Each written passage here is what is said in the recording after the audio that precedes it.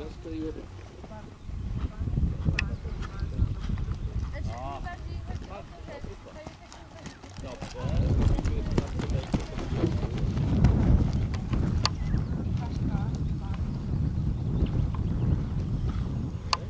Tak, tak. Łopatka już teraz w lewo, łopatka, w lewo. O! Drugie lewo. Zrobimy jeszcze inaczej, dobra. Już teraz kąt półwolty na lewą rękę. Tak. Jeszcze raz przez zapleców na wędkę.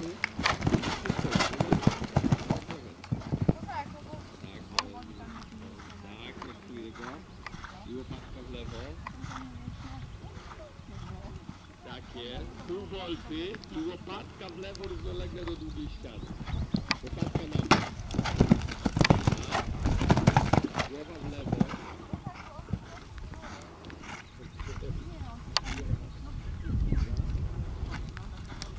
Czas, pół wolty i się. Nagraj w kusie.